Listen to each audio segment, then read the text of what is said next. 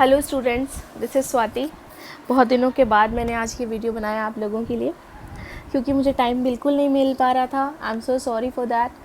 और आज हम पढ़ेंगे हमारे क्लास 9 का chapter linear equation in two variable. Okay, जो टॉपिक है ये linear equation in two variable, ये आपका बहुत ही इंपॉर्टेंट टॉपिक है क्लास 9 का, क्योंकि ये क्लास 9 तक ही नहीं, यही टॉपिक आपके क्लास 10 तक जाने वाला है। 10th के बाद ये आपके 11th में भी आएगा और 12th में भी आएगा, अगर आपने मैथ सेलेक्ट किया तब। ठीक है, वैसे 10th तक तो आपको ये linear equation in two variable पढ़ना ही पढ़ना है। ठीक है, and the main thing is, ये जो टॉपिक है, द टॉपिक इटसेल्फ अपने बारे में बताता है कि क्या है पढ़ना है हमें इस चैप्टर में। सबसे पहली चीज़ है हमारा ये लीनियर इक्वेशन। लीनियर इक्वेशन आपने पॉलिनोमियल जब मैंने पढ़ाया था तब मैंने बताया था कि एक कोई भी इक्वेशन जिसका डिग्री 1 हो, the equation having degree 1 will be known as a linear equation. Means if there is a equation like x plus y is equals to k, some constant, k is a constant. Okay, so x plus y, the maximum power here in the equation is 1, so the degree of the equation is 1, and if the degree of the equation is 1, then this will be a linear equation. यहाँ तक फंडा आपका clear है। ठीक है, आगे है हमारा टू वेरिएबल। हाँ, तो ये टू वेरिएबल का क्या मतलब है, ये भी हमने पॉलिनोमियल में पढ़ा था। आप अगर देखोगे तो सीक्वेंस से हम ऐसे ऐसे चैप्टर्स पढ़ रहे हैं जिसका यूज़ हमारे आगे वाले चैप्टर्स में आता है ना। तो x प्लस, जैसे कि पहले हमने लीनियर इक्वेशन बिल्कुल सॉल्व कर रखा है, जैसे x plus 4 is equals to 2, इस टाइप के इक्वेशंस को हमने सॉल्व किया है। ऐसे इक्वेशंस में हम क्या करते हैं, कुछ भी नहीं करते, बेसिकली सिर्फ और सिर्फ अलजेब्रिक इक्वेशन सॉल्व करते हैं। अगर ये +4 in the left hand side है तो if it goes in the right hand side it will go with the minus side. ये चीज़ें हमने बहुत अच्छे से पढ़ रखा है। और 2 - 4 की वैल्यू -2 होती है। यहाँ तक एकदम हमें क्लियर है। तो यहाँ पर क्या है, वेरिएबल कितने हैं, there is only one variable. अब वेरिएबल का मतलब क्या होता है, वेरिएबल का मतलब होता है कि ऐसा कोई भी टर्म जो इंडिपेंडेंट नहीं है, वो डिपेंडेंट है, दूसरी क्वांटिटीज़ पर डिपेंडेंट है और अकॉर्डिंगली चेंज होता रहता है। This is changing quantity. तो ऐसे क्वांटिटी को हम वेरिएबल कहते हैं। तो यहाँ पर चेंज होने वाली क्वांटिटी कौन सी है, x। 4 इज़ अ कांस्टेंट, 4 आज भी कांस्टेंट है, कल भी कांस्टेंट होगा, परसों भी कांस्टेंट होगा, 100 साल बाद भी कांस्टेंट होगा। बट x की वैल्यू चेंज होती रहती है, चेंज होगी, इसीलिए ये यहाँ पर वेरिएबल है। और इस इक्वेशन में x के अलावा एक भी वेरिएबल नहीं है। So this is the linear equation because degree is 1 and variable is only 1, so this is a linear equation in one variable. Now we are going to understand about the linear equation in two variable. Means there will be two variable in any linear equation. This will be known as a linear equation in two variable. तो x plus y is equals to k, मैं एक कोई भी constant quantity ले रही हूँ। यहाँ पर हमारे दो वेरिएबल्स आते हैं, first variable is x, second is y. Okay, and the sum of these two variables is a constant quantities that is k. कुछ भी हो सकता है, हम कुछ भी ले सकते हैं इसको। तो ये हमारा हो गया introduction linear equation in two variable का। अब हमें इस linear equation in two variable में पढ़ना क्या है, सबसे पहली बात हमें ये पढ़नी है कि कोफिशिएंट्स हम कैसे पता करते हैं। ये हमने पॉलिनोमियल में भी पढ़ा है, हम इसको एक बार रिवाइज करेंगे। कोफिशिएंट का मतलब होता है कि जो भी वेरिएबल के आगे जो प्रीफिक्स लगा हो, the prefix which is kept before variable.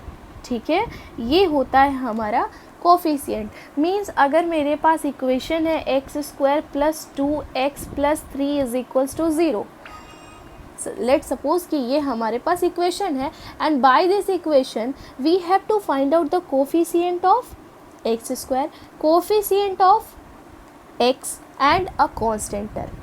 ठीक है, कांस्टेंट टर्म में भी कंफ्यूज नहीं होना है कि कांस्टेंट टर्म क्यों बोला। कांस्टेंट टर्म बस वो है जो चेंज नहीं हो सकता, विच इज़ ऑलवेज कांस्टेंट, जिसकी वैल्यू हमेशा वही रहेगी। ठीक है, चलो कोफिशिएंट ऑफ एक्स स्क्वायर के बारे में मैंने क्या कहा कि आपके एक्स स्क्वायर के आगे जो प्रीफिक्स लगा हो, तो भैया यहाँ पर क्या प्रीफिक्स लगा है, कुछ भी नहीं दिख रहा, कुछ भी नहीं दिख रहा, तो ज़ीरो हो सकता है क्या, नहीं। ऐसी गलती भूल कर भी मत करना, क्योंकि ज़ीरो कर देने से क्या होगा, ज़ीरो से एक्स स्क्वायर मल्टीप्लाई होगा और ये पूरा का पूरा ज़ीरो बन जाएगा। तो हमारे यहाँ पर अगर कुछ भी नहीं है, इट मीन्स कि 1 है, जहाँ कुछ नहीं है वहाँ 1 है। तो कोफिशिएंट ऑफ एक्स स्क्वायर यहाँ पर कोई साइन नहीं है, and we have to take the coefficient with the sign, ठीक है, जो भी साइन होगा उसके साथ ही हम लेंगे। अभी मैं इसको एक्सप्लेन करूँगी। So the coefficient of x square in this equation is 1. Now we are coming on the coefficient of x. We are taking the coefficient of x. तो x के आगे जो मेरा प्रीफिक्स लगा है वो क्या लगा है, 2.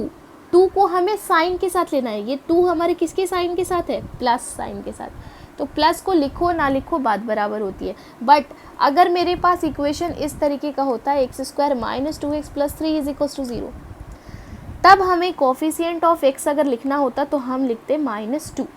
हम लोग हमेशा क्या करेंगे, साइन के साथ ही कोफिशिएंट लिखेंगे। अगर प्लस है तो लिखने की ज़रूरत नहीं है, और अगर प्लस नहीं है, माइनस है, तो we have to write there, ठीक है। कांस्टेंट टर्म तो बस यही है, 3 को भी साइन के साथ लिखेंगे बेटा, 3 को भी साइन के साथ ही लिखेंगे। तो लो आ गया मेरा 3, ठीक है। अगर यहाँ -3 होता प्लस के बदले तो हम -3 लिखते, ठीक है। मुझे लगता है आप कोफिशिएंट का फंडा क्लियर होगा अगर आपकी इक्वेशंस दे रखी है तो। दूसरी चीज़ हमें पढ़नी है कंपैरिजन, जो आजकल हर जगह होता है, बिल्कुल होता है। हमें इक्वेशन को, कोई भी इक्वेशन है, मान लेते हैं मेरे पास 7x plus 3y is equals to 2, we have to compare this equation with ax plus by plus c is equals to 0, and we are going to find out the value of a, b and c, ठीक है। तो अगर किसी भी equation को compare करना है, मैं थोड़ा इसको मतलब क्वेश्चन वाइज जा रही हूँ, बहुत ज़्यादा बेसिक्स जो है वो क्वेश्चन से आपको अच्छे से समझ आएगा, और घुमा के पढ़ने से अच्छा है कि डायरेक्ट क्वेश्चन से पढ़ें और जल्दी पढ़ लें, ख़त्म हो जाएगा फिर हमारा, है ना। तो यहाँ पर क्योंकि टाइम आपके पास कम है, आपके हाफ ईयरली स्टार्ट होने वाले हैं। So a is equals to what, तो आपके a में क्या आ जाएगा, ये जो कांस्टेंट टर्म है, मतलब सबसे पहले तो जब आपको दो इक्वेशंस को कंपेयर करना है तो आप दोनों इक्वेशन को एक जैसा दिखने में बनाएंगे, है ना।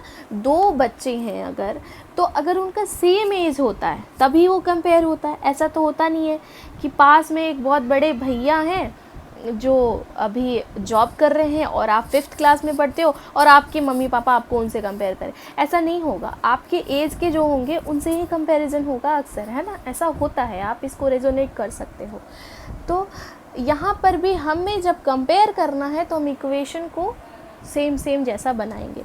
तो मैंने इक्वेशन में यहाँ पर क्या है, ax है लेफ्ट हैंड साइड, by है लेफ्ट हैंड साइड, और c जो कांस्टेंट टर्म है वो भी हमारा लेफ्ट हैंड साइड में ही है, और राइट हैंड साइड में क्या है, 0। तो हम इस इक्वेशन में भी राइट हैंड साइड 0 बनाने का ट्राई करेंगे। तो हमारा 7x तो है ही, x का टर्म तो है ही लेफ्ट हैंड, और 3y भी, y वाला टर्म भी लेफ्ट हैंड है, 2 नहीं है, कांस्टेंट नहीं है। तो 2 को हम जब इधर लेकर आएंगे ना बेटा, तो ये -2 बनेगा और इक्वल टू में 0 आएगा। अब मेरा कंपेयर हो सकता है क्योंकि दोनों सेम हो गए, सेम हो गया। तो अब x का जो कोफिशिएंट है यहाँ a है और यहाँ x का कोफिशिएंट क्या है, 7, तो मेरा सीधा a इज इक्वल टू 7 आ जाएगा। इसी तरीके से y का कोफिशिएंट b है यहाँ और यहाँ 3 है, तो मेरा आंसर सीधा 3 आ जाएगा। हाँ, इसको भी हम विथ साइन लेंगे। अगर यहाँ -3 होता तो हम -3 लेते b की वैल्यू, याद रखना। c यहाँ पर क्या है, कांस्टेंट टर्म प्लस के साथ है, और यहाँ -2 है, तो c मेरा आ जाएगा -2। मुझे लगता है ये समझ आ गया हो, आई थिंक ये क्लियर है बिल्कुल अच्छे तरीके से। थोड़ा आप इसको पॉज करके आप देख भी सकते हैं या फिर आप रिप्ले कर सकते हैं, आपके पास तो रिकॉर्डेड वीडियो होगा। चल, अब ये टॉपिक तो हमने पढ़ लिया। हाँ, इसी टॉपिक में क्या होगा, ax plus by plus c is equal to 0, इसको इसी इक्वेशन से कंपेयर करके आपको बोला जाएगा कि x is equal to 2, compare करो और a, b और c निकालो। बड़ा मज़ेदार क्वेश्चन है। यहाँ पे बच्चा हो जाएगा कंफ्यूज, अरे y वाला टर्म तो है ही नहीं, कैसे कंपेयर करेंगे, कहाँ से लेकर आएंगे? जैसे ही ऐसा मौका मिले बेटा समझ लेना कि सबसे इजी वाले उल्लू वाले क्वेश्चन में फंस गए हो, और ये वाले क्वेश्चन को कभी गलत करके आना मत। क्यों? क्योंकि y का टर्म नहीं है, इसका मतलब y का कोफिशिएंट 0 है। ठीक है, तो x प्लस 0y लिख सकते हैं ऐसा, इसको बिल्कुल लिख सकते हैं, इज इक्वल्स टू 2 है। लेकिन अभी भी हमारा काम पूरा नहीं हुआ है, हमारा काम क्या है? राइट हैंड साइड को 0 करना। तो x plus 0y minus 2 is equals to 0. Now we are going to compare these two equations and find out the value of a, b and c. So the value of a is 1, b is 0, c is minus 2. काफ़ी clear हो चुका होगा। यहाँ पर आपको ये चीज़ रखना है कि जो भी टर्म, मान लेते हैं y टर्म नहीं है, इट मीन्स कि इसका कोफिशिएंट 0 है। x टर्म नहीं है तो इसका कोफिशिएंट 0। ये बहुत सिंपल सा फंडा है और बहुत इजी सी चीज़ है। ज़्यादा दिमाग लगाओगे फंस जाओगे, ज़्यादा दिमाग मत लगाना। ठीक है, ये हो गया मेरा कोफिशिएंट बताने का फंडा सारा क्लियर। अब हमारा टॉपिक है, इसको मैं डिलीट कर देती हूँ।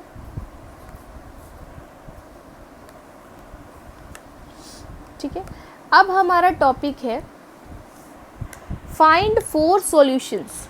Find 4 solutions of any equation.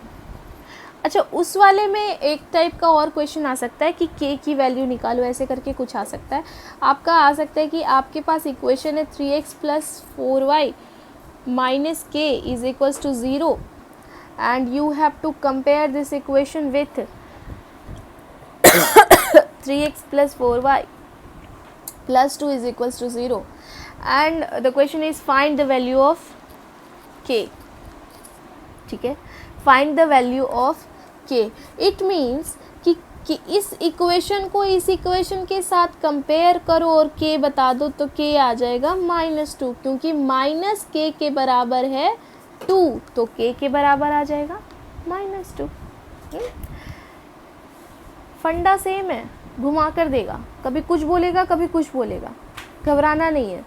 घबराने जैसा लगे कि क्वेश्चन क्या कह रहा है समझ नहीं आ रहा, उसको थोड़ा देर घूर कर देखो।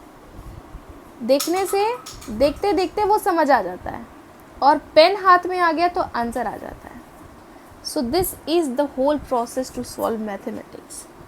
Okay, so find 4 solutions of any equations. चलो, जैसे कि मेरे पास एक इक्वेशन है x plus y is equals to 4 and the question is asking find 4 solutions of this equation, है ना। तो हमारे पास 4 सॉल्यूशन निकालें। 4 क्या, हम तो बहुत सारे निकाल देंगे। 4 तो बहुत हमारे बच्चों वाली चीज़ें हो गई। देखो कैसे निकालते हैं। हम इसके लिए एक बनाएंगे टेबल। ठीक है, इसके लिए हम एक बनाएंगे टेबल और अब हम करते चले जाएंगे सब्स्टिट्यूट और वैल्यूज़ निकालते जाएंगे। सबसे पहले तो हमें मान लेना है एक बार x को 0। ठीक है, क्यों मानते हैं मैं ऐसा, ये भी मैं आपको क्लियर करूँगी। पहले आप मानो x को 0 मान लिया, पुट करो उसको इस इक्वेशन पे, तो 0 plus y is equals to 4। तो यहाँ से हमने निकाल लिया कि y इज इक्वल्स टू आ रहा है 4। ये y वाले डब्बे में मैंने लिख दिया। पहला कोऑर्डिनेट, पहला सॉल्यूशन, कोऑर्डिनेट बोलो सॉल्यूशन बोलो, आ गया मेरे पास, वो आया 0,4, क्योंकि x, y लिखते हैं हम। ठीक है, सेकेंड पार्ट में हम करेंगे एक बार y को 0, y को 0। तो अगर हमने इस इक्वेशन में y को 0 रखा तो ये हो जाएगा x plus 0 is equals to 4। So we will get the value of x that is 4। लो, मेरा दूसरा सॉल्यूशन भी आ गया देखते देखते हंसते हंसते, और ये आ गया 4,0। और एक बात हमेशा याद रखना कि 0,4 और 4,0 इज़ डिफरेंट, सेम नहीं है ये। अब आपकी मर्ज़ी है, एक नेगेटिव वैल्यू ले लो और एक पॉजिटिव वैल्यू ले लो। क्यों? बस अपनी मर्ज़ी है। नेगेटिव वैल्यू इसलिए लेंगे ताकि मुझे नेगेटिव डायरेक्शन का पता चल जाए कि नेगेटिव डायरेक्शन में हमारा ग्राफ किस तरफ जाएगा और पॉजिटिव डायरेक्शन में हमारा ग्राफ किस तरफ जाएगा। यही है बस, ठीक है। तो जब हमने x इज इक्वल्स टू -1 रखा है तो हमारा y क्या आ जाना है, रख लो, पुट कर लो, -1 + y is equals to 4, -1 will go in the right hand side and it will come out as 4 + 1 that is 5, so y is equals to 5। तीसरा सॉल्यूशन भी बड़े मज़े में मेरे पास आ चुका है। 4 सॉल्यूशन मुझे लगता है अभी तक आपने निकाल लिया होगा अपनी कॉपी में। 1 + y is equals to 5, so y will be 4, y will be no 1 + y is 4 sorry, और y will be 3 क्योंकि ये 1 इधर जाकर सब्ट्रैक्ट होगा, 1, 3। Fourth solution is 1, 3। अब ये बताओ, क्या आपको अगर कह दिया जाए कि 4 के बदले 8 सॉल्यूशन निकाल दो, 10 सॉल्यूशन निकाल दो, कितने भी सॉल्यूशंस निकाल दो, निकाल सकते हो आप लोग, है ना? इजी, बहुत इजी है एक्चुअली, बहुत easy. You are learning only the basics of linear equation and you are going to learn many more in your next classes, ठीक है।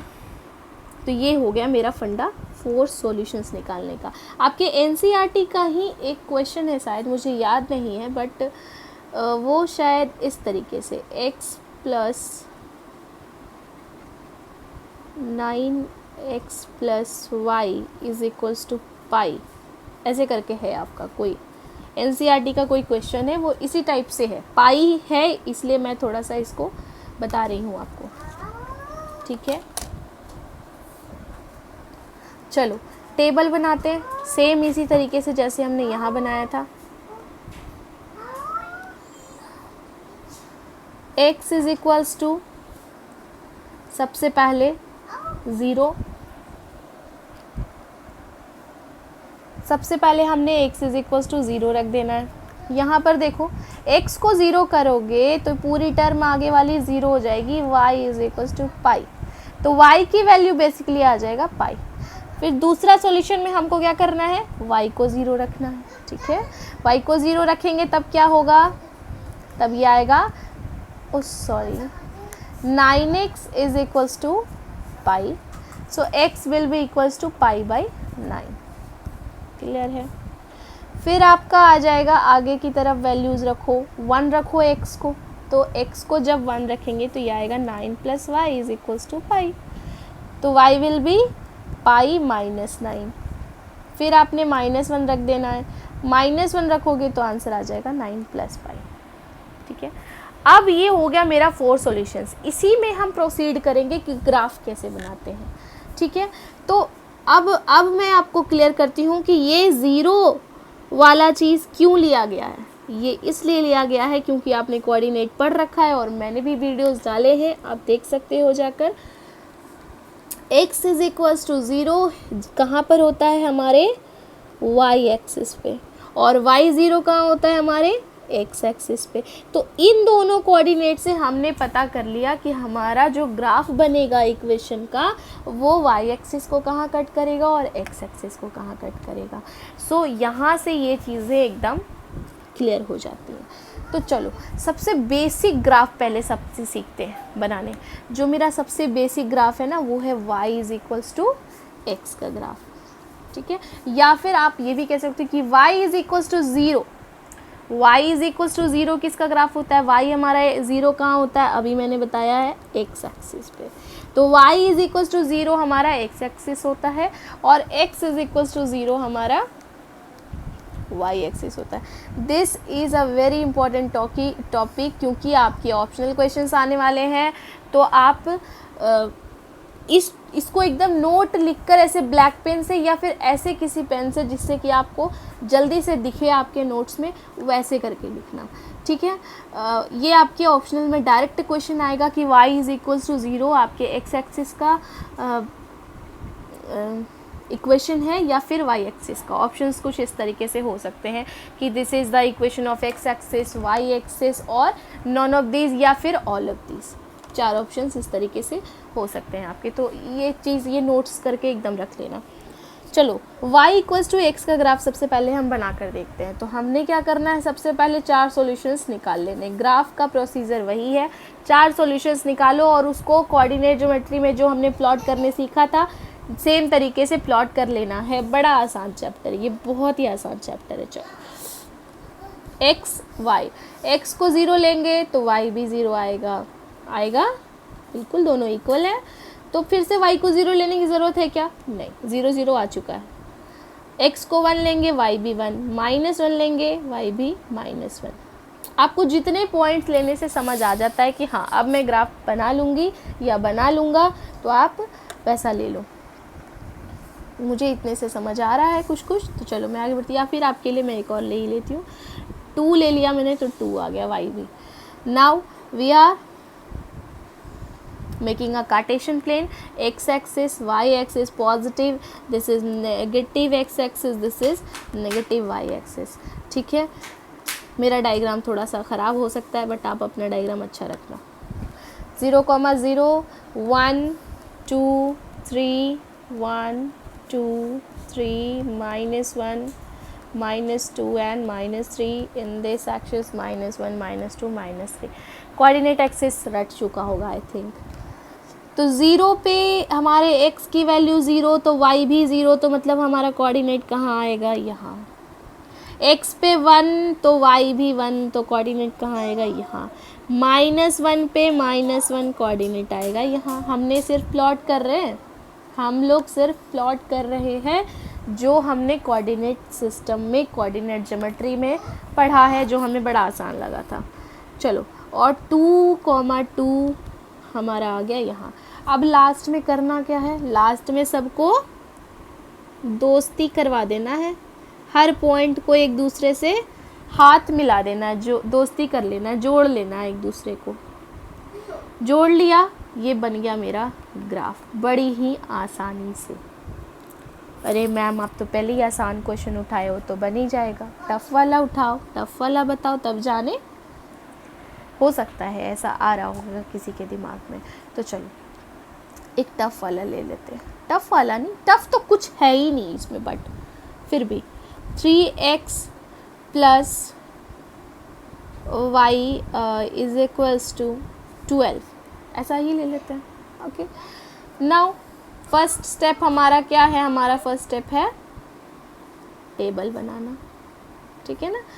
x और y आपके इस बार के लीनियर इक्वेशन 2 वेरिएबल में इनइक्वलिटीज़ जो है, इनइक्वलिटीज़ आपके इसमें है क्या, नो सॉरी,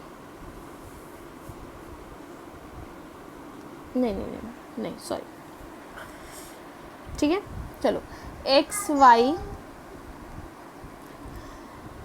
क्या कहा था मैंने, सबसे पहले x को 0 रखा, y 12 आया, फिर y को 0, x आएगा 4, कैसे आएगा, 3x plus 0 is equals to 12x, 3x is equals to 12, so x is equals to 4। फिर हमने -1 रख लेना है, y 15 आ जाएगा, क्यों, -3 plus y will B 12, so y will B 15। फिर हमने 1 रख लेना है, रख लिया, 3 plus y is equals to 12, so y will be 9। 4 coordinate आ गए, काफ़ी है हमारा ग्राफ बनाने के लिए। मेरा लाइन वाइन टेढ़ा वेढ़ा हो जाता है, आप लोग स्केल यूज़ क्या करना और ग्राफ पेपर का यूज़ क्या करना। ग्राफ पेपर के यूज़ करने में भी बहुत ज़्यादा कोई प्रॉब्लम है नहीं, उसमें तो पहले से आपके मार्क किए हुए रहते हैं। ये एक डब्बा रहता है यहाँ पर, कुछ इस तरीके का छोटा छोटा 12 होता है शायद, हाँ 12 होता है या फिर 10 होता है, मुझे याद नहीं है। 2 3 4 1 2 3 4 -1 -2 -3 -4, ठीक है। ये है मेरा Cartesian plane, x y axis, भूलना मत लिखना, एकदम लिखते रहना, ठीक है। 0,12 बेटा यहाँ तो बड़ा छोटा बना था, लेकिन आपको ये चीज़ समझ आएगी कि यहाँ कहीं जाकर हमारा आएगा 0,12, ठीक है। यहाँ पर हमारा है 4,0। तो भैया इतना तो पता चल गया कि ये ग्राफ हमारा एक्स एक्सिस और वाई एक्सिस पर कट कहाँ करेगा। है ना, -1, 15, मतलब x हमारा जब -1 है ना तो ये ग्राफ एकदम नीचे ऊपर करके जाता होगा 15 पे, मतलब 12 से भी ऊपर कहीं यहाँ कहीं आएगा, यहाँ कहीं आ सकता है, -1 पे लेकर यहाँ लो, देखो देखो देखो देखो, हाँ यहाँ आएगा, ये आ गया पॉइंट मेरा। तो बेसिकली जो मेरा ग्राफ जा रहा है ना, थोड़ा सा मेरा लाइन टेढ़ा हो सकता है लेकिन this is a straight line, तो मेरा जो ग्राफ जा रहा है वो थोड़ा इस तरीके से जा रहा है। तो आपको बेसिकली ना बहुत ज़्यादा दिमाग इसमें लगाना नहीं है, लगाओगे तो फिर फंस जाओगे, मतलब फंस जाओगे, ठीक है। तो बहुत ज़्यादा दिमाग लगाने की बजाय आपको करना क्या है, आपको करना है कि ये 4 सॉल्यूशंस निकालने हैं, प्लॉट करना है, सबको दोस्ती करवा देना है, मिलवा देना है, बात ख़त्म हो जाएगा, इससे ज़्यादा दिमाग मत लगाना, ठीक है। तो ये हमारा था लीनियर इक्वेशन इन 2 वेरिएबल। मुझे नहीं लगता कि और कोई टॉपिक्स में छूट रहे हैं। हाँ, एक चीज़ है कि सॉल्यूशंस, ये अगर ये coordinate, if this coordinate is a solution of this equation, it means it will satisfy this equation. जैसे कि हमारा 1,9 हमने देख लिया कि ये इसका सॉल्यूशन है, इसको जब हम इस इक्वेशन में पुट करेंगे ना बेटा, तब LHS और RHS दोनों इक्वल आ जाएगा, और LHS और RHS अगर आपका इक्वल आ गया तो इट मीन्स कि ये जो सॉल्यूशन है, ये जो कोऑर्डिनेट है, ये इस इक्वेशन को सेटिस्फाई करेगा। तो देखो 3 × 1 + 9 इज इक्वल्स टू क्या आएगा, 3 + 9 12। LHS और RHS दोनों इक्वल आ गए, it means this is satisfying this equation और दिस लाइन, ठीक है। हाँ, इसमें आपके पास एक टाइप का क्वेश्चन आ सकता है, तो पूरा फुल हो गया है,